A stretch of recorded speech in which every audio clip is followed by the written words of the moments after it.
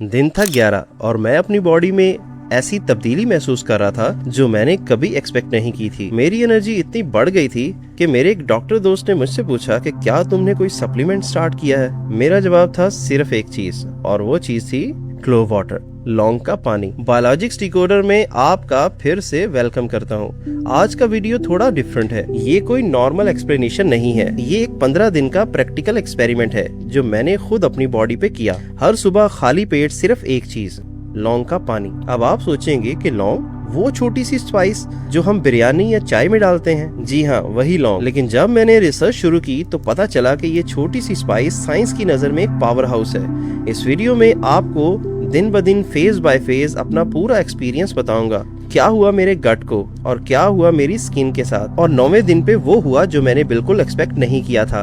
लेकिन उससे पहले मैं चाहता हूँ कि आप 3 सवाल अपने जहन में रखें, क्योंकि इनके जवाब इस वीडियो में सीक्वेंस से आएंगे।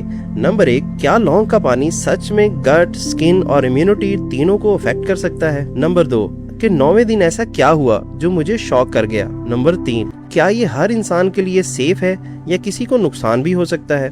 अगर आप इन तीनों सवालों के जवाब जानना चाहते हैं तो इस वीडियो को एंड तक लाजमी देखना, क्योंकि बीच में स्किप करने से आप बहुत कुछ मिस कर देंगे।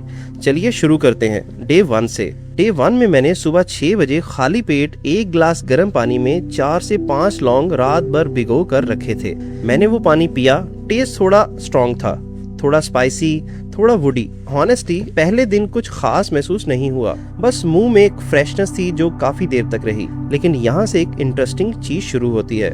लौंग में एक कंपाउंड होता है जिसका नाम है यूजिनोल। ये वही कंपाउंड है जो लौंग को उसका शार्प और नमनिंग टेस्ट देता है, जो आपको डेंटिस्ट के पास भी फील होता है, क्योंकि यूजिनोल एक नेचुरल एनेस्थेटिक की तरह काम करता है। डे 2 तक मैंने नोटिस किया कि मेरा ब्लॉटिंग थोड़ा कम हो गया था।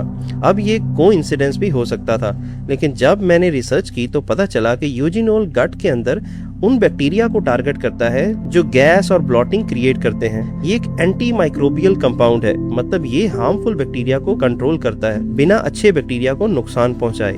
डे 3 पे डाइजेशन में एक हल्का सा शिफ्ट महसूस हुआ। खाना थोड़ा जल्दी हजम होने लगा, और यहाँ से मेरे जहन में एक सवाल आया कि अगर इतनी छोटी सी स्पाइस इतना काम कर सकती है तो फिर हम इसे रोज इस्तेमाल क्यों नहीं करते। लेकिन मैं आपको एक हॉनेस्ट बात बताऊं, डे 3 तक मैं खुद भी कंफ्यूज था कि ये असर सच में लौंग का है या सिर्फ मेरा जहन मुझे कन्विंस कर रहा है। इसीलिए मैंने डिसाइड किया कि मैं अपनी सेंसेस पे नहीं जाऊंगा। मैं अपनी स्किन, अपना वेट, अपनी एनर्जी को भी ट्रैक करूंगा ताकि रिजल्ट्स क्लियर हो सकें। लेकिन जो चीज चौथे दिन हुई उसके लिए मैं बिल्कुल तैयार नहीं था, और वहीं से ये एक्सपेरिमेंट इंटरेस्टिंग होना शुरू होता है। डे 4 की सुबह मुझे कुछ डिफरेंट महसूस हुआ। एनर्जी लेवल में एक नोटिसेबल फर्क था। ऐसा नहीं कि मैं अचानक सुपरमैन बन गया, लेकिन वो आफ्टरनून वाली सुस्ती जो मुझे रोज 3-4 बजे महसूस होती थी वो चौथे दिन नहीं रही। मैंने सोचा शायद ये सिर्फ अच्छी नींद की वजह से है, लेकिन डे 5 और डे 6 को भी यही पैटर्न कंटिन्यू रहा। और जब मैंने दोबारा रिसर्च की तो एक चीज सामने आई जो मुझे हैरान कर गई।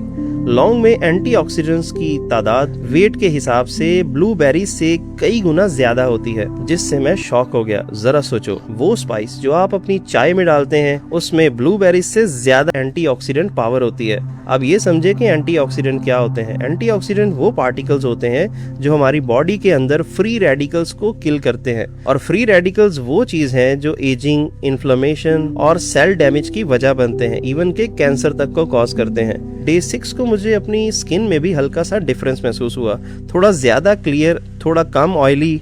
अब मैं ये क्लेम नहीं कर रहा कि सिर्फ 6 दिन में स्किन ट्रांसफॉर्म हो गई, लेकिन फर्क नोटिसेबल लगने लगा था। डे 7 को एक इंटरेस्टिंग मूवमेंट आया। मेरे एक डॉक्टर दोस्त से बात हो रही थी और मैंने उन्हें अपना एक्सपेरिमेंट बताया। उन्होंने मुझे सोचा समझा सवाल पूछा कि क्या तुम्हें लगता है कि ये असर सच में बायोलॉजिकल है या प्लेसिबो इफेक्ट है। ये सवाल इम्पोर्टेंट है और मैं चाहता हूँ कि आप भी इस पर सोचें। प्लेसिबो इफेक्ट का मतलब होता है कि जब हम किसी चीज पे यकीन रखते हैं कि वो हमें फायदा देगी तो हमारा जहन खुद ही कुछ पॉजिटिव चेंजेस क्रिएट कर देता है। चाहे वो चीज फिजिकली कुछ कर रही हो या नहीं। लेकिन यूजिनॉल और क्लोव के एंटी मैक्रोबियल और एंटीऑक्सीडेंट प्रॉपर्टीज ये सिर्फ बिलीव नहीं है, ये पीयर रिव्यूड स्टडीज में डॉक्यूमेंटेड है। मतलब ये असर सिर्फ जहनी नहीं बल्कि बायोलॉजिकल भी हो सकता है। 7वें दिन तक मैं इस एक्सपेरिमेंट में पूरी तरह इन्वेस्ट हो चुका था, लेकिन जो अगला फेज आया उसने मुझे एक नया पर्सपेक्टिव दिया, क्योंकि हर चीज का एक पॉजिटिव साइड नहीं होता, और मैं आपको वो भी होनेस्टली बताऊंगा। 8 से 11वें दिन तक इस पूरे एक्सपेरिमेंट का सबसे इम्पोर्टेंट हिस्सा है, क्योंकि यहाँ चीजें सिर्फ अच्छी नहीं रही। डे 8 को मुझे हल्का सा एसिडिटी महसूस हुआ, चेस्ट में थोड़ा जलन जैसा महसूस हुआ। पहले तो मैंने सोचा शायद ये किसी और वजह से है, लेकिन जब मैंने रिसर्च की तो पता चला कि लौंग अपनी स्ट्रॉन्ग नेचर की वजह से कुछ लोगों में स्टमक लाइनिंग को इरिटेट कर सकता है, खासकर जब खाली पेट ली जाए और क्वांटिटी ज्यादा हो। ये वही मोमेंट था जब मुझे रियलाइज हुआ कि हर नेचुरल चीज सबके लिए सेफ नहीं होती। कुछ स्पेसिफिक लोग हैं जिन्हें लौंग का पानी एहतियात से लेना चाहिए या डॉक्टर से कंसल्ट करना चाहिए। पहला, जिन लोगों को ऑलरेडी एसिडिटी या अल्सर की प्रॉब्लम है, उनके लिए ये इरिटेटिंग हो सकता है। दूसरा, प्रेग्नेंट वुमेन्स के लिए हाई डोजेस में क्लोव लेना रिकमेंडेड नहीं है, क्योंकि ये यूट्रस में माइल्ड स्टिमुलेटिंग इफेक्ट डाल सकता है। तीसरा, जो लोग ब्लड थिनिंग मेडिसिन लेते हैं तो उनके लिए भी ठीक नहीं है, क्योंकि यूजिनोल में माइल्ड ब्लड थिनिंग प्रॉपर्टीज होती हैं। और चौथा, थायराइड पेशेंट्स को भी अपने डॉक्टर से पूछकर इसे लेना चाहिए। डे 9 की सुबह मैंने अपना वेट चेक किया और एक हल्का सा लेकिन कंसिस्टेंट फर्क देखा। अब मैं ये क्लियर कर देना चाहता हूँ कि ये कोई मैजिक वेट लॉस ट्रिक नहीं है। जो फर्क आया वो शायद ब्लॉटिंग कम होने या डाइजेशन इंप्रूव होने की वजह से था, ना कि फैट लॉस होने की वजह से। लेकिन फिर भी ये देखना इंटरेस्टिंग था कि एक छोटी सी डेली हैबिट इतना मेजरेबल फर्क डाल सकती है। 10वें और 11वें दिन मेरी बॉडी ने इस रूटीन को एक्सेप्ट कर लिया था। एसिडिटी वाला इशू भी कम हो गया था, क्योंकि मैंने क्वांटिटी थोड़ी एडजस्ट कर ली थी। 5 लौंग की जगह 3 लौंग यूज करना शुरू की। यहाँ से एक इम्पॉर्टेंट लेसन निकलता है कि नेचुरल रेमेडीज का मतलब ये नहीं कि आप उन्हें बिना सोचे समझे अनलिमिटेड क्वांटिटी में इस्तेमाल करते जाएं। बैलेंस और मॉडरेशन हर बायोलॉजिकल सिस्टम की होती है। अब बचे हैं सिर्फ 4 दिन, और वही दिन थे जिन्होंने मुझे फाइनल वर्डिक्ट दिया। 12 से 15 दिन तक मैं सिर्फ ऑब्जर्व कर रहा था अपनी एनर्जी, अपनी स्किन, अपनी डाइजेशन और ओवरऑल हेल्थ। डे 15 आखिरी दिन मैंने अपने तीनों पैरामीटर्स को कंपेयर किया।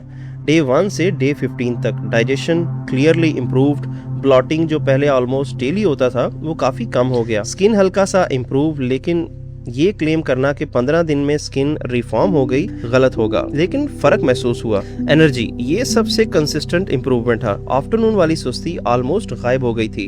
अब वापस चलते हैं उन 3 सवालों की तरफ जो मैंने शुरू में आपसे पूछे थे। सवाल नंबर 1, क्या लौंग का पानी गट, स्किन, इम्यूनिटी तीनों को अफेक्ट करता है? जवाब है हाँ, लेकिन डिफरेंट डिग्री में। गट पे असर सबसे ज्यादा क्लियर था, स्किन पे नॉर्मल था, और इम्यूनिटी का असर डायरेक्टली मेजर करना मुश्किल है, लेकिन एंटीऑक्सीडेंट प्रॉपर्टीज की वजह से इनडायरेक्ट सपोर्ट जरूर मिलता है। सवाल नंबर 2 कि 9वें दिन में क्या हुआ था?